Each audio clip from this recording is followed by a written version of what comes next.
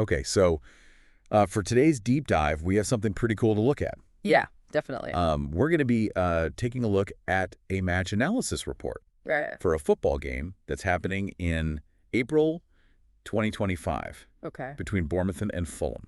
That's good. And this is coming to us from the Gambler's Ruin Project, V8.3.0. All right, so this is a pretty detailed report. We're going to kind of go through and pick out what we think are the most important things to know about this game. Yeah, and this is, I mean, it's a lot. It is. It's a really in-depth report. It looks at everything from like the weather forecast all the way to, win probability. Recent form of both teams, key player performance, what all the models are saying, the betting odds, and even betting suggestions. That's right. It's a comprehensive look at this upcoming match. And the interesting thing is that even with all of this analysis, the report kind of suggests that there's actually not a clear opportunity for a strong bet here. That's right. That's really interesting. So let's unpack this a little bit. Yeah, let's get into it. So we can start with something pretty simple. Sure. The weather. Yeah. What's the weather going to be like on match day? So the report says that the weather conditions are expected to be pretty good, actually. The temperature during the day will be from 43 degrees Fahrenheit to 56. Okay. Which is about 6 to 13 degrees Celsius, but importantly around match time, it's going to be in the warmer part of that range. Okay. So between 54 and 56 degrees Fahrenheit or 12 to 13 degrees Celsius. All right, so pretty nice for a football match. Yeah, good conditions. Now, what about rain? Yes, a wet pitch can really change the game. Exactly. Well, the good news is the chance of rain is pretty low throughout the day. Okay. It has a maximum chance of 24%. Right.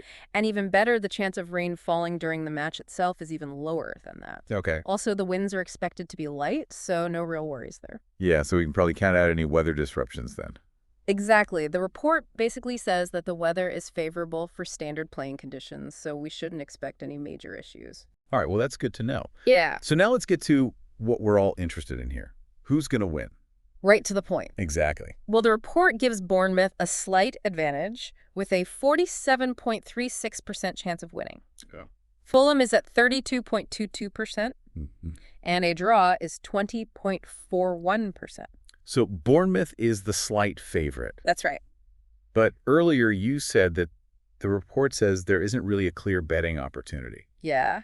How do those two things add up? So even though Bournemouth is favored slightly, the main conclusion of the report is that when you factor in the current betting odds and the results from the statistical models, there isn't a significant enough difference to confidently identify a bet that will make you money. Really? Yeah. So all this in-depth analysis and they're saying don't bet. Well, it's not quite that simple, but yes, the report doesn't see a clear betting edge. Interesting. How did they come to that conclusion? Well, they used a few different methods. Okay. One was they ran something called a Monte Carlo simulation. Okay. It's basically like simulating the match thousands of times. Oh, wow. To see the range of possible outcomes.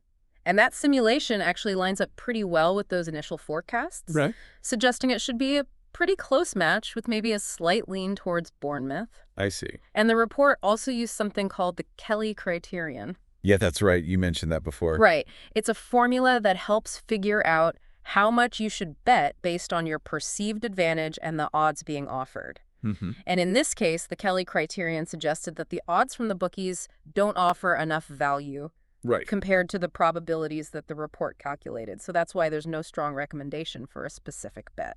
That's really interesting. Yeah. So let's dig a little deeper into those probabilities. Yeah. Why is Bournemouth the favorite? Okay, well, let's look at how both teams have been playing recently. All right. If we look at their last 10 home games, Bournemouth has won about 45% of them. Okay. Which is, all right, a moderate win rate. Mm-hmm. Fulham has a lower away win rate, though, at about 30%. When it comes to scoring goals, Bournemouth averages about 1.45 goals per match. Okay. Fulham averages about 1.22. All right, so a little bit less. Yep. So Bournemouth is more dangerous in attack, but they're inconsistent.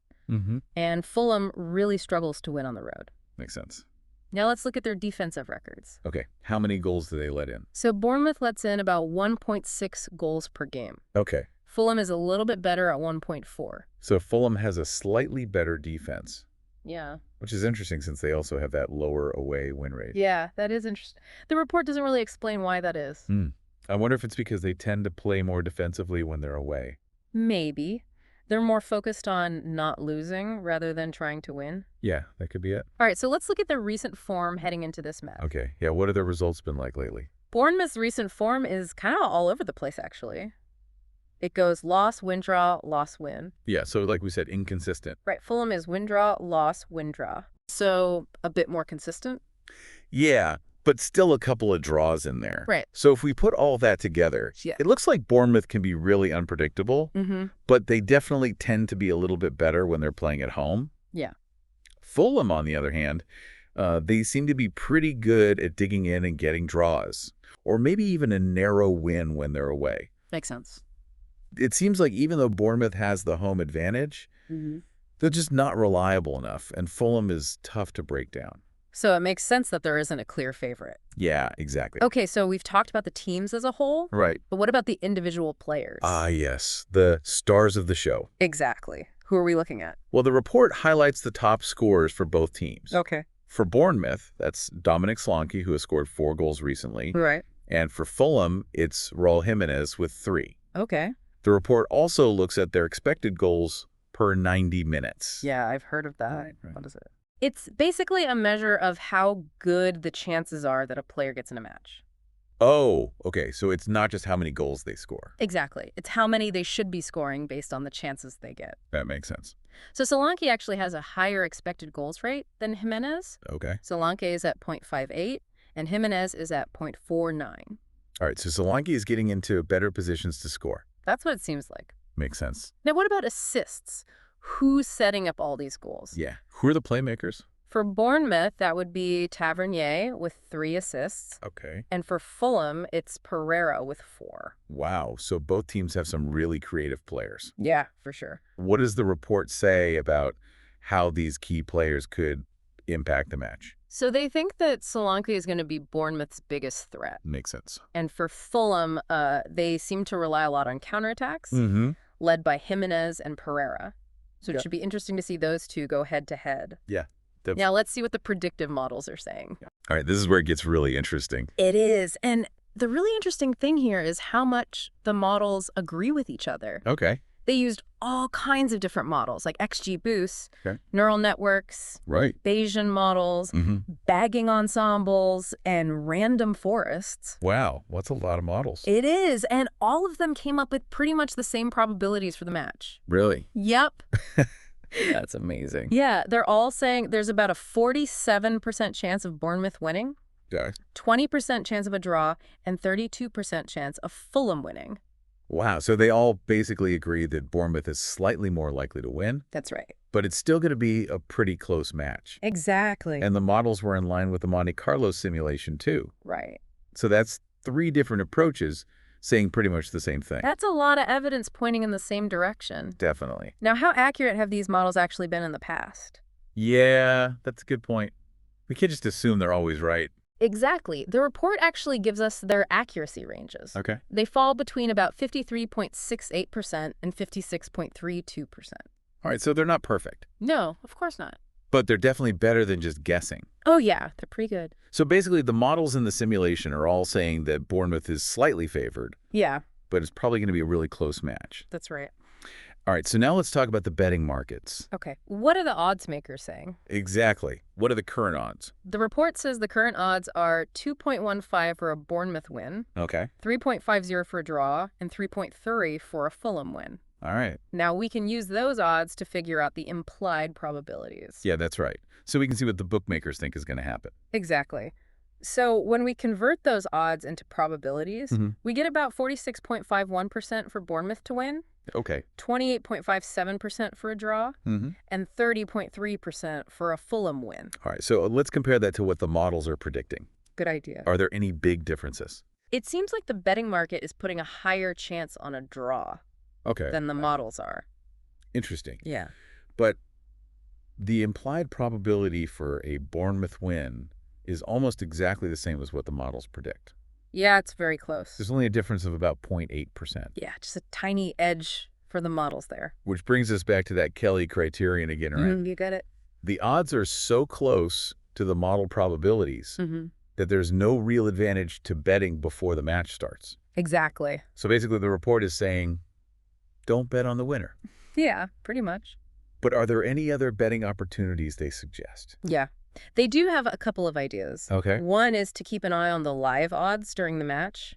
So in-play betting. Exactly. If you see Bournemouth's odds go up to like 2.4 or higher at any point during the game, Right. that might be a good time to place a bet. Because it could mean that the market is overreacting to something that's happening in the match. That's the idea. Okay, that makes sense.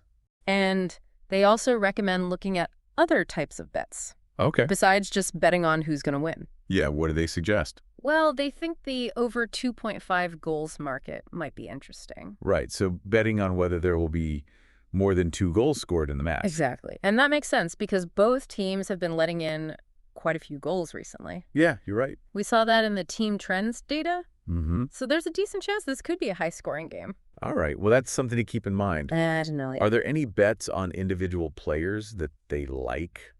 Actually, yeah. Okay. They say you could consider a bet on Dominic Solanke to score anytime during the match, Oh, that's a good one. but only if the odds are good. Okay. So like 3.0 or higher, Right. because he's Bournemouth's main goal scorer Yeah. and he's been getting into good scoring positions. Makes sense. There might be some value there. Okay, cool. So to wrap up, Yeah. it looks like we should expect a really tight and close match. Bournemouth has a slight edge, according to the data, Right. but the betting markets are basically in line with the model predictions. Yeah. So there isn't a clear advantage to betting before the match. That's the main takeaway. Yep, And we can expect the game to go ahead without any problems from the weather. that's right. The forecast is good. So the best strategy might be to just watch the match Yeah. and see if any good betting opportunities pop up while it's being played. Exactly.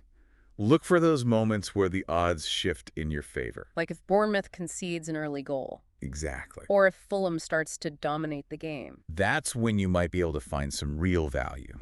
Awesome. All right, well, that was a really thorough look at this match analysis report. Yeah, it was. Thanks for breaking it all down for us. You're welcome. It's Yeah. always cool to see how all this data comes together. And for our listener, here's something to think about. We talked about how the models and the betting market disagree slightly on the likelihood of a draw. What kind of factors do you think the bookies are considering Yeah. that the models might not be picking up on? That's a good question. It's a good reminder that data is important, Yeah, but it doesn't tell the whole story. exactly. There's always that human element Right. that can make things unpredictable, especially in a sport like football. Absolutely. Thanks for listening. See you next time.